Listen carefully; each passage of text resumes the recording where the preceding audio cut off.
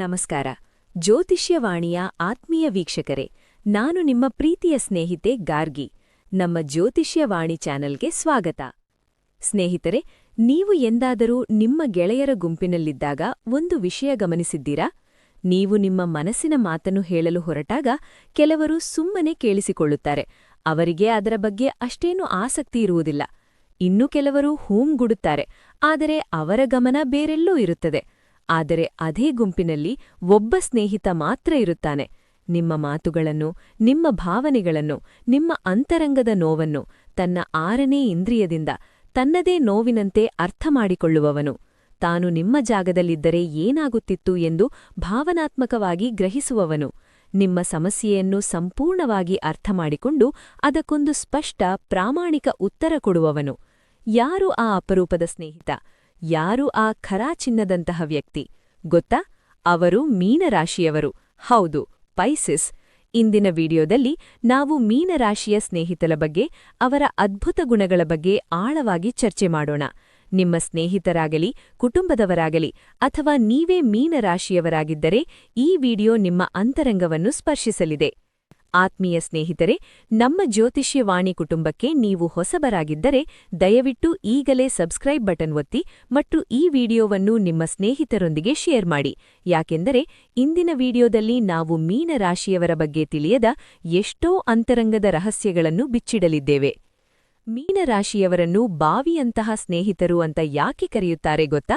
ಹೌದು, ನೀವು ಅವರೊಳಗೆ ಎಷ್ಟೇ ಆಳವಾಗಿ ವಿಷಯಗಳನ್ನು ಹಾಕಿದರೂ ಅವರು ಅದನ್ನು ತಮ್ಮೊಳಗೆ ಹೀರಿಕೊಳ್ಳುತ್ತಾರೆ. ನಿಮ್ಮ ದುಃಖ, ಸಂತೋಷ, ರಹಸ್ಯಗಳು, ನೋವು, ಕನಸುಗಳು ಎಲ್ಲವನ್ನೂ ಅವರು ತಮ್ಮ ಅಂತರಂಗದಲ್ಲಿ ಭದ್ರವಾಗಿ ಕಾಪಾಡುತ್ತಾರೆ. ನೀವು ನಂಬಲೇಬೇಕು, ನಿಮ್ಮ ಯಾವುದೇ ಸೀಕ್ರೆಟ್ಗಳು ಅವರಿಂದ ಹೊರಬರುವುದಿಲ್ಲ. ಜಗತ್ತಿನ ಮುಂದೆ ಬೊಬ್ಬೆ ಹಾಕುವ ಜಾಯಮಾನ ಅವರದ್ದಲ್ಲ. ಅವರು ನಿಜಕ್ಕೂ ಖರಾ ಚಿನ್ನದಂತಹ ಸ್ನೇಹಿತರು. ನಿಮ್ಮ ಮೀನರಾಶಿ ಸ್ನೇಹಿತರು ಕೂಡ ಹೀಗೇನಾ? ಅವರ ಯಾವ ರಹಸ್ಯವನ್ನು ಅವರು ಯಾರೊಂದಿಗೂ ಹೇಳಿಲ್ಲ? ಕಾಮೆಂಟ್ ಮಾಡಿ ತಿಳಿಸಿ.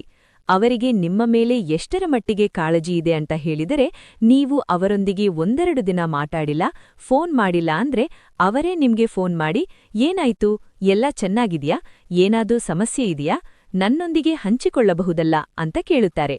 ಅವರು ನಿಮ್ಮ ಮುಖ ನೋಡಿದ ತಕ್ಷಣ, ನಿಮ್ಮ ನಡವಳಿಕೆ ನೋಡಿದ ತಕ್ಷಣ ನಿಮಗೆ ಏನೋ ಸಮಸ್ಯೆ ಇದೆ ಅಂತ ಅರ್ಥಮಾಡಿಕೊಳ್ಳುತ್ತಾರೆ. ನಿಮ್ಮ ಭಾವನೆಗಳನ್ನು ಅರಿತುಕೊಳ್ಳುವ ಈ ಅದ್ಭುತ ಶಕ್ತಿ ಅವರಿಗಿದೆ.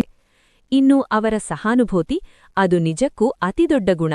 ಅವರು ನಿಮ್ಮ ಸ್ಥಾನದಲ್ಲಿ ತಮ್ಮನ್ನು ತಾವು ಇಟ್ಟುಕೊಂಡು ನಿಮ್ಮ ನೋವನ್ನು ಅನುಭವಿಸುತ್ತಾರೆ, ನಿಮ್ಮ ಸಂತೋಷವನ್ನು ಹಂಚಿಕೊಳ್ಳುತ್ತಾರೆ. ಅವರಿಗೆ ನೀವು ಬೇರೆಯವರಲ್ಲ, ನೀವು ಅವರದೇ ಒಂದು ಸುಂದರ ಭಾಗ ಅಂತ ಅಂದುಕೊಳ್ಳುತ್ತಾರೆ. ಅವರಲ್ಲಿರುವ ಈ ಸಹಾನುಭೂತಿ, ಪ್ರೀತಿ ನಿಜಕ್ಕೂ ಅಪಾರ ಸಾಗರದಂತೆ. ಅದಕ್ಕೆ ಯಾವುದೇ ಮಿತಿಯಿಲ್ಲ, ಬೌಂಡ್ರಿ ಇಲ್ಲ. ಸತ್ಯ ಹೇಳಬೇಕೆಂದರೆ ಮೀನರಾಶಿಯವರಿಗೆ ತುಂಬ ಸ್ನೇಹಿತರು ಇರುವುದಿಲ್ಲ.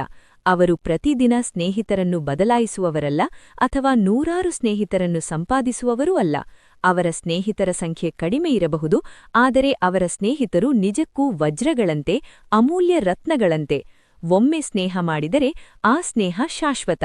ನಿಮಗೆ ಸಹಾಯ ಬೇಕಾದಾಗ ಅವರು ತಮ್ಮ ಎಲ್ಲಾ ಕೆಲಸವನ್ನೂ ಬದಿಗೊತ್ತಿ ನಿಮ್ಮ ಸಹಾಯಕ್ಕೆ ನಿಲ್ಲುತ್ತಾರೆ.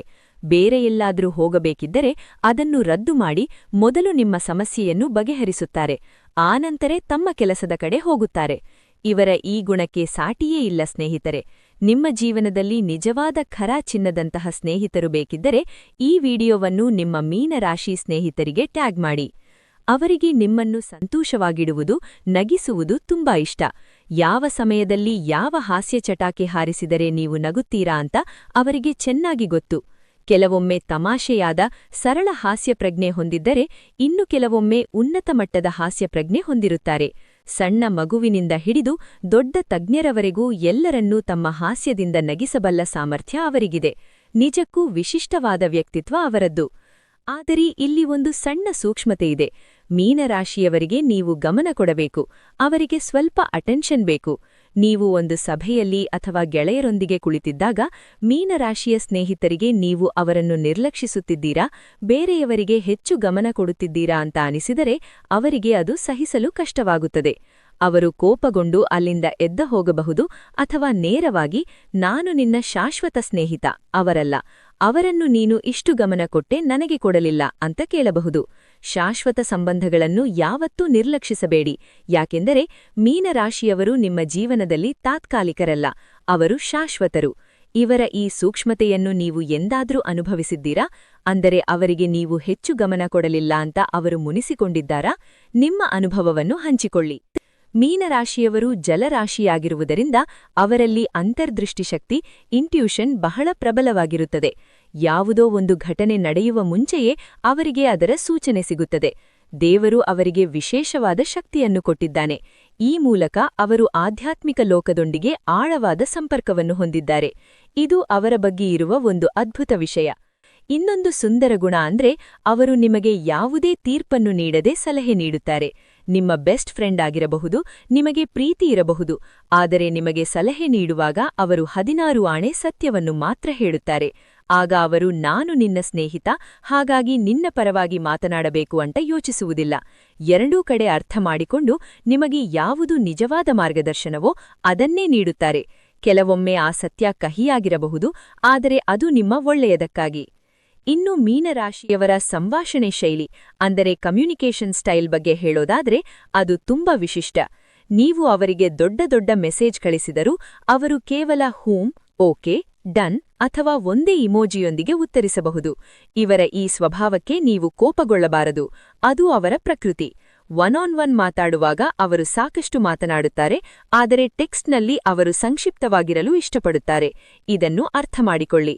ಹಾಗಾದರೆ ಮೀನರಾಶಿಯವರಿಗೆ ಸ್ನೇಹಿತರಾಗಿ ನೀವು ಅವರಿಗೆ ಏನು ಮಾಡಬಹುದು? ಮೊದಲನೆಯದಾಗಿ, ಅವರ ಒಂದು ಪದದ ಉತ್ತರಗಳಿಗೆ ಅಥವಾ ಇಮೋಜಿಗಳಿಗೆ ಕೋಪಗೊಳ್ಳಬೇಡಿ, ಅದು ಅವರ ಸಹಜ ಸ್ವಭಾವ. ಎರಡನೆಯದಾಗಿ, ಅವರು ಸಾಹಸಪ್ರಿಯರು, ಹೊಸ ಹೊಸ ವಿಷಯಗಳನ್ನು ಮಾಡಲು ಇಷ್ಟಪಡುತ್ತಾರೆ. ಕಾರ್ಯಕ್ರಮಗಳಲ್ಲಿ ಭಾಗವಹಿಸಲು, ಹೊಸ ಹೊಸ ಸ್ಥಳಗಳನ್ನು ನೋಡಲು ಇಷ್ಟಪಡುತ್ತಾರೆ. ಸಾಕು ಬಿಡು, ಆಮೇಲೆ ನೋಡೋಣ ಅಂತ ನೀವು ಹೇಳಿದರೆ, ಇಲ್ಲ, ಒಮ್ಮೆಯಾದರೂ ನೋಡಿ ಬಾ ಅಂತ ಅವರೇ ನಿಮ್ಮನ್ನು ಪ್ರೋತ್ಸಾಹಿಸುತ್ತಾರೆ. ಅವರ ಈ ಉತ್ಸಾಹವನ್ನು ಕುಗ್ಗಿಸಬೇಡಿ. ಅವರೊಂದಿಗೆ ಹೊಸ ಅನುಭವಗಳನ್ನು ಪಡೆಯಲು ಸಿದ್ಧರಾಗಿ. ಅವರನ್ನು ಒಂಟಿಯಾಗಿ ಬಿಡಬೇಡಿ, ಯಾಕೆಂದರೆ ಅವರೊಳಗೆ ಯಾವಾಗಲೂ ಏನಾದ್ರೂ ಒಂದು ಮಾಡುತ್ತಿರಬೇಕು ಎಂಬ ತುಡಿತವಿರುತ್ತದೆ. ಮೂರನೆಯದಾಗಿ, ಮೀನರಾಶಿಯವರು ಯಾವಾಗಲೂ ನಿಮ್ಮ ಬೆಂಬಲಿಕ್ಕೆ ನಿಲ್ಲುತ್ತಾರೆ, ನಿಮ್ಮ ಕೈ ಹಿಡಿದು ನಡೆಯುತ್ತಾರೆ, ನಿಮ್ಮ ಭಾವನೆಗಳನ್ನು ಅರ್ಥ ಮಾಡಿಕೊಳ್ಳುತ್ತಾರೆ, ನಿಮ್ಮೊಂದಿಗೆ ಸಹಾನುಭೂತಿ ತೋರಿಸುತ್ತಾರೆ. ಆದರೆ ಇದರರ್ಥ ನೀವು ಯಾವಾಗಲೂ ಲೈಮ್ಲೈಟ್ನಲ್ಲಿ ಇರಬೇಕು ಎಂದಲ್ಲ. ಅವರನ್ನು ಕಡೆಗಣಿಸಬೇಡಿ. ಅವರಿಗೂ ಕೂಡ ಅಟೆನ್ಷನ್, ಗೌರವ ಬೇಕು.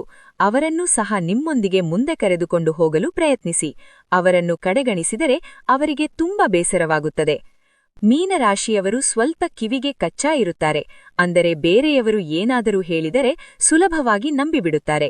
ಯಾರೋ ಬಂದು ನಿಮ್ಮ ಸ್ನೇಹಿತ ನಿನ್ನ ಬಗ್ಗೆ ಹೀಗೆಲ್ಲ ಮಾತನಾಡುತ್ತಿದ್ದ ಅಂತ ಹೇಳಿದರೆ ಅವರು ಅದನ್ನು ನಂಬಿಬಿಟ್ಟು ನಿಮ್ಮನ್ನು ಪ್ರಶ್ನಿಸಬಹುದು. ಆದರೆ ನೀವು ಅವರಿಗೆ ಸತ್ಯವನ್ನು ವಿವರಿಸಿದಾಗ ಅವರು ಅದನ್ನು ಅರ್ಥ ಮಾಡಿಕೊಂಡು ನಿಮ್ಮೊಂದಿಗಿನ ಭಿನ್ನಾಭಿಪ್ರಾಯಗಳನ್ನು ಬಗೆಹರಿಸಿಕೊಳ್ಳುತ್ತಾರೆ. ಮೀನರಾಶಿಯವರು ನೀರಿನ ಹರಿವಿನಂತೆ. ನೀವು ಯಾವ ಪಾತ್ರೆಯಲ್ಲಿ ಹಾಕುತ್ತೀರೋ ಆ ಆಕಾರವನ್ನು ಪಡೆಯುತ್ತಾರೆ. ಕೋಪವೂ ಅಷ್ಟೇ, ಬೇಗ ಕೋಪ ಬರುತ್ತದೆ, ಬೇಗ ಕರಗಿಯೂ ಹೋಗುತ್ತದೆ. ಮೀನರಾಶಿಯವರು ಸಾಮಾನ್ಯವಾಗಿ ಯಾವ ರಾಶಿಯವರೊಂದಿಗೆ ಉತ್ತಮ ಸ್ನೇಹ ಸಂಬಂಧವನ್ನು ಹೊಂದಿರುತ್ತಾರೆ ಗೊತ್ತಾ? ವೃಷಭ, ಟಾರಸ್, ಕಟಕ, ಕ್ಯಾನ್ಸರ್, ಕನ್ಯಾ, ವರ್ಗೋ, ವೃಶ್ಚಿಕ, ಸ್ಕಾರ್ಪಿಯೋ ಮತ್ತು ಮಕರ, ಕೇಪ್ರಿಕಾನ್ ರಾಶಿಯವರೊಂದಿಗೆ ಅವರು ಉತ್ತಮ ಸ್ನೇಹವನ್ನು ಹೊಂದಿರುತ್ತಾರೆ. ಈ ರಾಶಿಗಳ ಸ್ನೇಹಿತರೊಂದಿಗೆ ಅವರ ಬಾಂಧವ್ಯ ಆಳವಾಗಿರುತ್ತದೆ. ಮತ್ತು ಒಂದು ಅತಿ ಮುಖ್ಯವಾದ ಸಲಹೆ, ಇದನ್ನು ಎಂದಿಗೂ ಮರೆಯಬೇಡಿ.